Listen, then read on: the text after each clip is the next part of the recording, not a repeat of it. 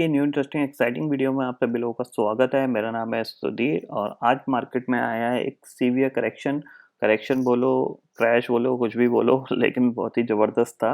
With in a 20 minute में Nifty जो हमारा 13,700 पे ट्रेड कर रहा था, उसने जो लो बना दिया था वो 13,140 का लो बना दिया था। तो काफ़ी बड़ा करेक्शन है अगर इंट्राडे के हिसाब से देखा जाए, क्योंकि इससे पहले निफ्टी इंट्राडे में 400 पॉइंट रिसेंटली गिरा था जब हम पहले ट्रेड कर रहे थे। तो उसके बाद ये उससे भी बड़ा करेक्शन है, क्योंकि हम हायर लेवल पे पहुंच गए। तो 400 पॉइंट्स के वाइज देखा जाए तो बड़ा है, मतलब 500 पॉइंट बड़ा ही है। लेकिन यहाँ पे करेक्शन हुआ है।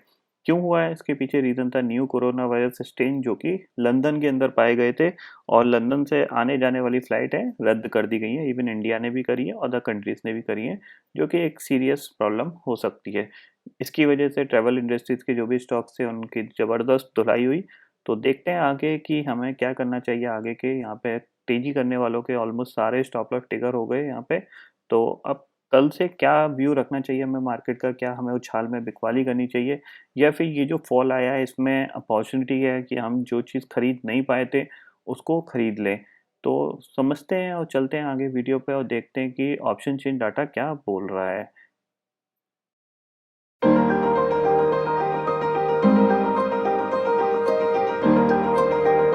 मैं आ गया हूँ एनएससी की वेबसाइट पे, जहाँ पे हम Nifty and bank Nifty option chain data समझने की कोशिश कर रहे हैं। और आज बहुत ज़्यादा इम्पोर्टेंट डे हुआ है, क्योंकि निफ्टी ने एक काफ़ी बड़े दिनों बाद मोर देन 200 पॉइंट्स का सीवियर फॉल दिखाया। इवन 2200 पॉइंट से भी नहीं, ऑलमोस्ट इंट्राडे की बात करें तो 550 पॉइंट से भी ज़्यादा 600 पॉइंट के आसपास की गिरावट तक दिखा दी थी।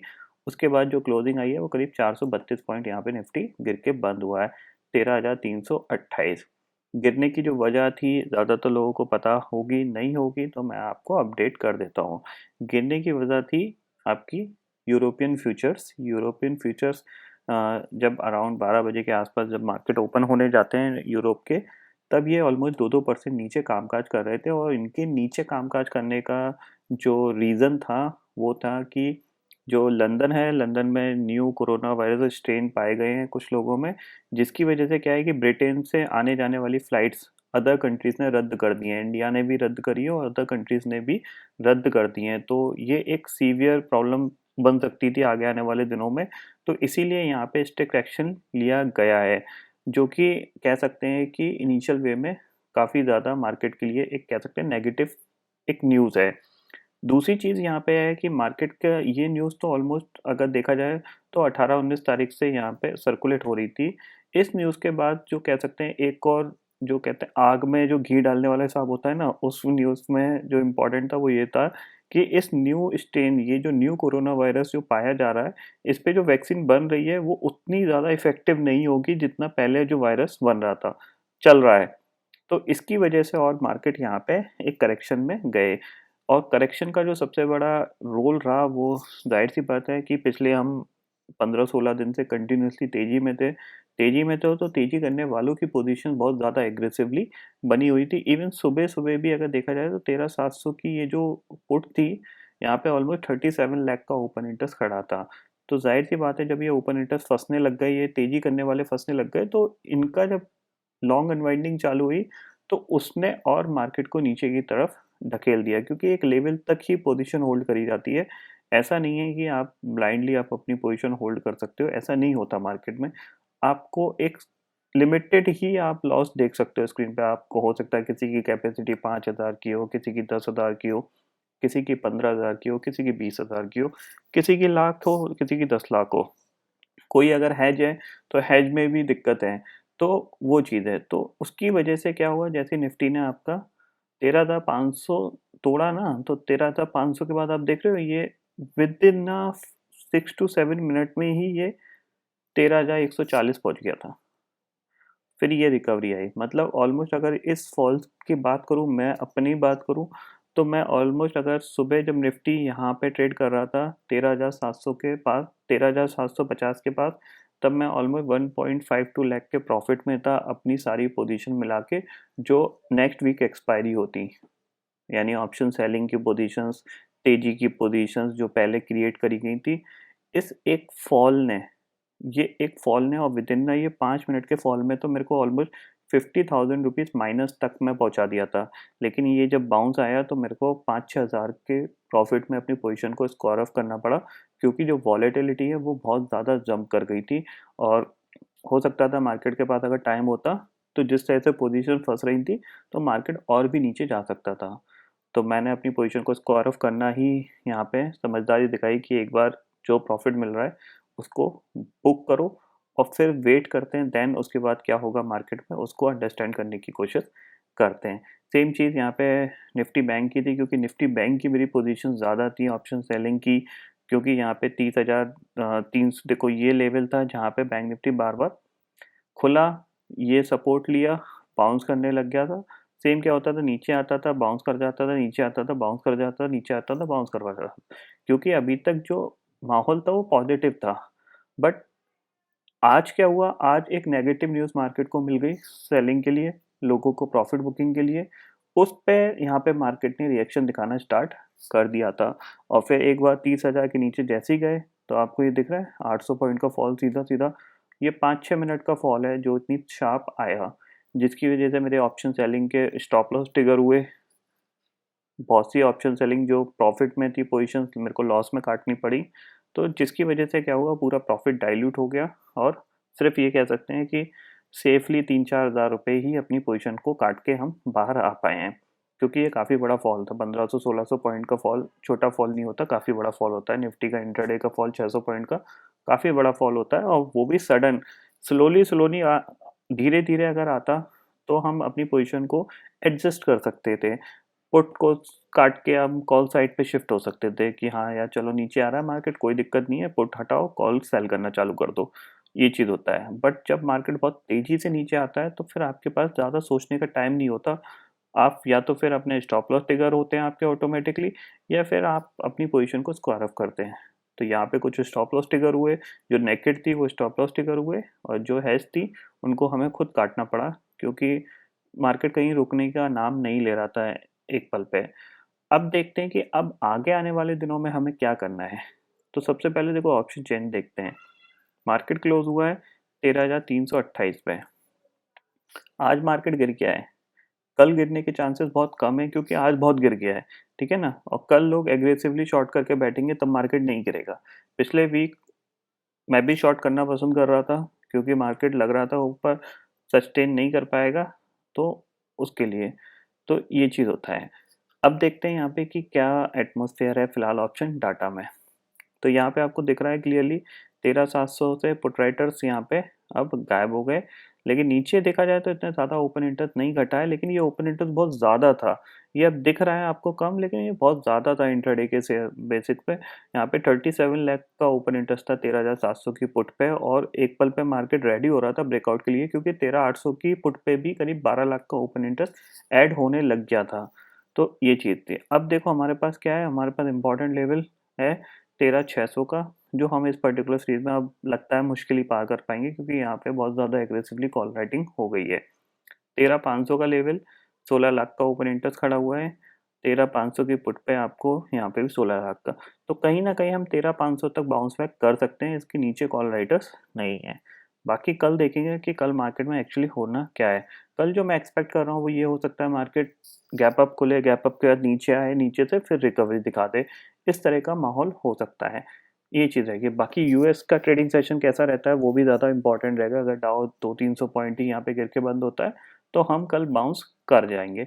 उसके बाद ही यहाँ पे एक्चुअल में पता चलेगा कि हमें किस साइड की पोजीशन बना के रखनी चाहिए। ठीक है ना। अगर चार्ट पे देखें तो देखो चार्ट पे, अब देखो यहाँ पे दो चीज़ें हो सकती हैं। अगर हम पास्ट डाटा के हिसाब से देखें तो फॉल आते हैं, हमेशा फॉल आते हैं, स्ट्रेट लाइन में मार्केट नहीं चलता है, फॉल आते हैं। तो आप देख रहे हो यहाँ पे एक फॉल आया, मार्केट नीचे गया, फिर अल्टीमेटली मार्केट ने नया हाई बना दिया, फिर मार्केट फॉल आया, फिर मार्केट ऊपर चला गया, फिर मार्केट फॉल आया, फिर मार्केट ऊपर चला गया। तो क्या ये जो फॉल है इसको हम बाइंग की अपॉर्चुनिटी की तरह ढूंढें कि यहाँ से मार्केट दोबारा से रिकवर हो जाएगा? ये भी हो सकता है, सिंपल सी चीज़ है, ये भी हो सकता है। या फिर हम सेलिंग के लिए बैठे कि मार्केट नीचे हो जा सकता है। तो इसका सिंपल सा रीज़न है कि देखो आज का ये मेजर करेक्शन का जो लो है, सिंपल ही चीज़ है, 13,145, आप इसको मार्क कर लो। अगर इस लो के ऊपर आप ट्रेड कर रहे हो, अगर आप इस लो के ऊपर ट्रेड कर रहे हो तो इसी स्टॉप लॉस से आप अपनी पोजीशन लॉन्ग की क्रिएट कर सकते हो। सिंपल सी चीज़ है। और इस लो के अगर आप नीचे ट्रेड कर रहे हो तो आप इसी स्टॉप लॉस से, यानी 13,145 के स्टॉप लॉस से शॉर्ट की पोजीशन में बैठ सकते हो। शॉर्ट कहाँ तक रह सकता है आपका? 13,700 तक शॉर्ट रह सकता है, क्योंकि ये लेवल था जहाँ से हमने पिछले करेक्शन दिखा के फिर बाउंस किया था। ठीक है, समझ में आ गया इतना? ज़्यादा टेंशन वाली इसमें कोई चीज़ है ही नहीं। क्लियरली कि 13,145 के नीचे हम जाते हैं तो आपको शॉर्ट में बैठना है, और ऊपर आप 13,200 का स्टॉप लॉस ले लीजिए। और अगर आप लॉन्ग में बैठ रहे हो तो नीचे 13,100 का स्टॉप लॉस ले लीजिए और लॉन्ग में बैठ जाइए। जो भी पोजीशन है आपकी, कैश की पोजीशन, कुछ भी पोजीशन है, उस लेवल से नीचे जाए आप अपनी पोजीशन को स्क्वायर ऑफ कर दीजिए। सिंपल सा फंडा है। जैसे ही निफ्टी ने 13,700 को तोड़ा था तो मैंने टेलीग्राम ग्रुप पे यही अपडेट किया था कि आप अपनी पोजीशन को स्क्वायर ऑफ कर दीजिएगा अगर 13,700 के ऊपर निफ्टी क्लोज नहीं होता। और फिर जब निफ्टी ने 13,650 को तोड़ दिया तो मैंने बोल दिया था कि एग्जिट ऑल द पोजीशन, क्योंकि वो इंडिकेशंस होते हैं जो आपको जल्दी निकलने के लिए बताते हैं। उसके बाद भी किसी ने होल्ड रखी होगी तो फिर थोड़ा-सा उसको समझदारी की यहाँ पे ज़रूरत है।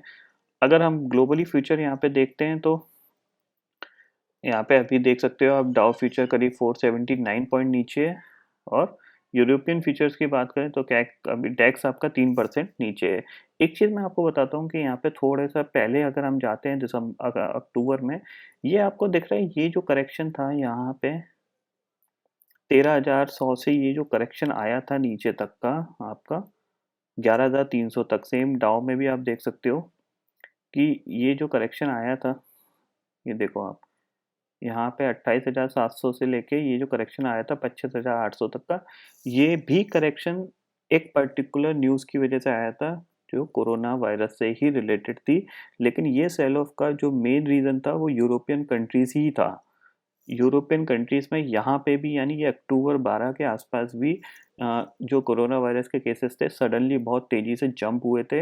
इसलिए वहाँ की कुछ एरियाज़ थे, कुछ कंपनीज़ ने अपने ऑफिसेज़ बंद कर दिए थे, कुछ जगह लॉकडाउन्स भी लगाए गए थे, कुछ जगह नाइट स्ट्रिक्ट जो कर्फ्यू होता है उस टाइप का वहाँ पे लगाया गया था। तब ये मार्केट में करेक्शन आया था। तो हो सकता है यहाँ से ये करेक्शन थोड़ा-सा और बढ़ सकता है। यहाँ पे आप ऐसा मत सोच लीजिएगा कि आज गिर गया है तो कल बाउंस कर जाएगा, फिर नहीं गिरेगा। गिर सकता है, ऐसा नहीं है नहीं गिर सकता है, गिर सकता है। कहाँ तक गिर सकता है? 12,000 तक गिर सकता है ईज़िली मार्केट, कोई वो नहीं है। लेकिन अगर यहाँ पे फर्दर कोई अपडेट्स आ जाते हैं, जैसे स्टिमुलस पैकेज का अपडेट आ जाएगा तो मार्केट बाउंस कर जाएगा। ज़ाहिर-सी बात है, मार्केट को चाहिए क्या? लिक्विडिटी चाहिए, वायरस बढ़ रहा है, कोई दिक्कत नहीं है, पैसे दे दो बस हमें, हम मार्केट को चला देंगे। तो वो वाली चीज़ें यहाँ पे रहेगी। तो कल का ट्रेडिंग सेशन में यही चीज़ देखेंगे हम कि मार्केट क्या करने की कोशिश कर रहा है। अगर यहाँ पे डाउ 1% ही गिर के बंद होता है तो हम भी कल बाउंस कर जाएंगे। हम क्यों 5% नीचे गिरे रहेंगे, हम बाउंस कर जाएंगे। ये चीज़ यहाँ पे होती हुई दिखाई देगी।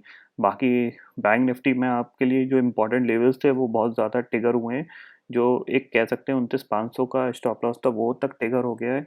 तो अगर 29,000 के नीचे जाते हैं देन फिर थोड़ी सी और प्रॉब्लम की बात है, क्योंकि फिर हम 28,000 तक ईज़िली पहुँच जाएँगे, फिर हमारे लिए कोई ज़्यादा बड़े स्टॉप लॉस है नहीं। तो ये चीज़ है, और अगर 29,000 होल्ड कर जाता है, तो हम बाउंस कर जाएँगे। ये चीज़ यहाँ पे कन्फर्मेशन होता हुआ दिखाई देगा।